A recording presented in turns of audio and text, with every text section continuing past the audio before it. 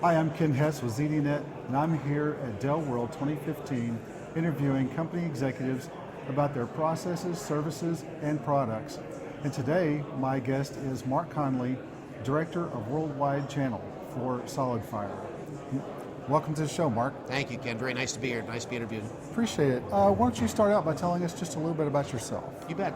Well, I've been with SolidFire for about a year, and in that year there's been a lot of change for me. I started out managing the programs for our channel organization and have been promoted to direct worldwide channel, so I'm really happy about the career progression I've had. A little bit about me. I've been in the industry for my entire life, really since, for the last 30, 35 years, and managed channels most of the time. The last 6 years I spent before SolidFire managing North American channels for Commvault. Oh, great. Could you tell us just a little bit about SolidFire? Sure. SolidFire is a company that's been around for about 5 years, and we are a company that's dedicated to providing customers a faster, better way to store their data on all-flash arrays. Our all-flash arrays are designed with a special operating system that allows them to manage the application workload, both the capacity and the performance of those applications, to more carefully and more accurately size their environment for those applications, the amount of storage that they need. Very good. Now, you guys have a significant announcement that you made at Dell World. Could you tell us about it? We do. This is what we've announced today is the fourth in our series of Agile Infrastructure Reference Architectures. And what it really is, Ken, it's a set of blueprints, a set of scripts, a set of information that both our resellers and our customers can use to build more robust systems. It's complicated to build systems around virtualization, around OpenStack, and around newer technologies like that without having a guidebook. And this really serves as a guidebook for our customers to be able to build those systems better and architect them more efficiently for themselves.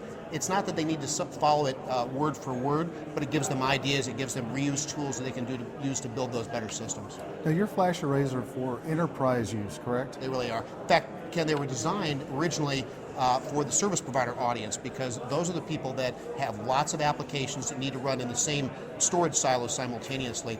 And what our operating system does allows our customers to tune the performance of those applications, giving them a minimum, a maximum, and a burst capacity. That's really good for the service provider business. But what we found out is that large enterprises, folks like AT&T and Comcast and NTT, also are doing the same thing. They're servicing their customers that are widespread, and they're giving them certain amounts of capacity and bandwidth for their performance of their applications as well. What about cloud applications? Are you guys set for cloud applications? We really lead the industry in cloud implementation. In fact, one of our chief scientists, I should say, John Griffith, was part of the development of OpenStack, and so the integration we have with the Cinder block driver, which is a portion of OpenStack, which is what most big companies are using to build cloud these days, he helped architect that system. Oh, wow. So here's the tough question for you.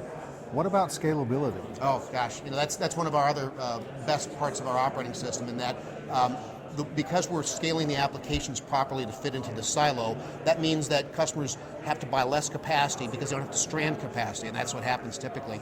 Now, so they buy the correct size to begin with, and then as their data grows, which is bound to do, they can add capacity in a scale-out approach and do that in 3 different increments. They can buy a small, medium, and large additional node, so they don't have to overbuy again. So describe one of your nodes. I mean, if you're an enterprise just getting into flash array storage, what would you start with? Well, that's a good question too, because it's important that one of the characteristics that SolidFire have is that we know what we do really well, but we also know what we don't do well. And as an example, our smallest system started at about 35 terabytes. If your needs are smaller than that, we're not going to be a good fit for you. But if you scale larger and larger, you're going to find that we're a better and better fit. All right. So who do you think would be your ultimate customer? Well, our ultimate customers really fall into 3 different categories. They're the service providers I talked about earlier. We've got about 25% of our business is in the service provider community. We've got some great people in that portfolio. Large enterprises, we mentioned a few of those as well. And the third group, and I touched on this, are the OpenStack customers. Anyone that's building a system with OpenStack, we're going to be the best choice for them. And who are some of your partners? Partners include people like Worldwide Technology, SHI, DataLink. I talked with a great partner this morning, one of our most loyal, greatest partners out of Denver, a company called Sanity Solutions. So we find that Dell partners are actually really good partners for SolidFire, and then large enterprise customers are good for us too, because they're helping us to enter into those enterprise clients we talked about. Right, very good. Thank you, Mark, for joining us today, and thank you. This is Ken Hess with ZDNet.